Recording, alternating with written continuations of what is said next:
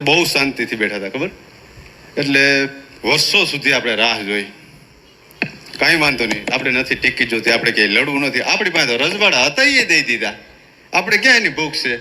અને હજી જોતા હોય તો લઈ જાઓ, પછી તમે શાંતિથી રહ્યો ને અને રહેવા દો. તો એક જણાએ દૂધના તપેલામાં 2 ટીપા છાશ નાખી છે. એક જણે, એ તમે વર્તી ગયા છો, એને દૂધના તપેલામાં 2 ટીપા છાશ નાખી એટલે દૂધને તકલીફ બહુ પડી, બહુ તકલીફ પડી. તો એની કિંમત વધી હો. સવારે 10 કલાકે દહીં થઈ ગયું, એનું દૂધ 60 રૂપિયા વેચાતું હતું, ઓના 120 રૂપિયા થઈ ગયા સવારે. એની કિંમત વધી, હરી કરી ને એટલે એની કિંમત વધી. કાંઈ વાંધો નહીં, તો દહીં થઈ ગયું ને એટલે એને ઘોરવામાં આવ્યું, બહુ તકલીફ પડી, તો એની કિંમત વધી, ઘોરવું થયું.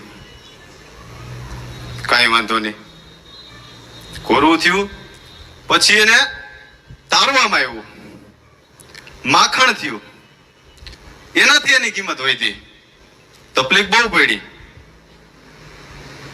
તો એની કિંમત વધી. પણ એની જોજો રંગ નથી બદલ્યો, સફેદ જ રહ્યો.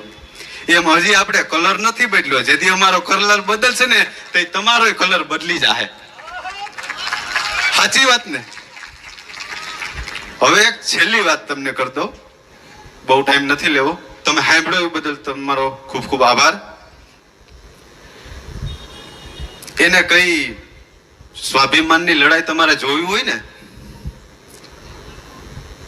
તો અત્યારે નહીં, અંગ્રેજ શાસિત નવાબ સરકારના વખતમાં પણ કરેલી છે ક્ષત્રિયોએ, જેની સાક્ષી પુરાવે છે મેંદરડામાં કરડા ડુંગર, 84 ખાંભી બલિદાન આપી દીધા, કોઈ પણ સ્વાર્થ વગર પ્રજા માટે. અને રાજા એને કહેવાય, આને રાજા ન કહેવાય. અને આપણી પાસે બાપુ લાગે, સિંહ લાગે, 2 વસ્તુ લાગે છે. એનો હું તમને જવાબ આપી દઉં. બાપુ કેને કહેવાય? આખા ગામને હાસવી લે ને, કહી દે કાંઈ વાંધો નહીં, બાપુ બેઠા હે, એને બાપુ કહેવાય, એટલે બાપુ લાગે છે. અને સિંહ કેમ લાગે ખબર છે? સિંહ તો નકર આપણે ગીરમાં છે, ભાઈ ગાય નહીં ખાય ને ગધેડા નહીં ખાય. પણ આ સિંહ છે, ગાય દીકરી કે બ્રાહ્મણ એની ઉપર કોઈ દી શાબ્દિક કે પ્રહાર કોઈ કરતો નથી, એને બાપુ કહેવાય, સિંહ કહેવાય. તો જ સિંહ લગાડજો.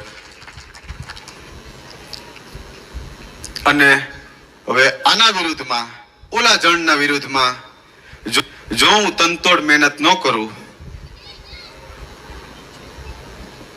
તો એમ સમજો કે આ ભાઈ અહીંયા આવીને ખોટું બોલી ગયા હતા.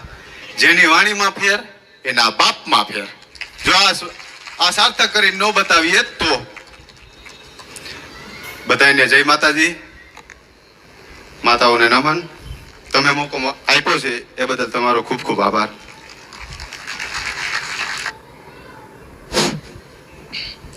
આભાર જી કે દયાધર. કનડો ડુંગર ઇતિહાસ છે. કોઈને ખબર ના હોય તો ટૂંકમાં એટલું કહી દઉં કે નવાબની સામે મૈયા દરબારોએ બારવટીયું ચડ્યું હતું. કર ચૂકવવાની બાબતમાં યુદ્ધ થયું હતું, કર નહીં ચૂકવીએ.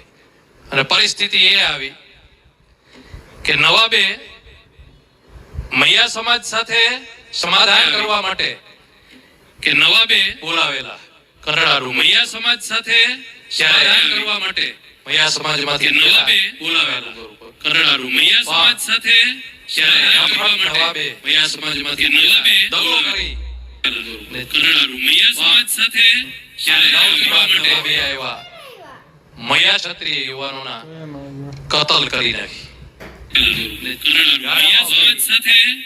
અને એના ગામડે પહોંચાડવામાં આવ્યા. ત્યારે માળિયા 24 ની અંદર અમે જાવ, આજે 24 ગામ, ગામડે ગામડે એક ખાંભી આજે પણ બોલે છે. અને કરડા ડુંગર ઉપર જાવ ને ત્યારે 84 ખાંભી છે. અને એની જયારે પુણ્યતિથિ આવે ને ત્યારે આ સમાજ ત્યાં દર વર્ષે યજ્ઞ કરે છે અને જાય છે. હવે ઉજળો ઇતિહાસ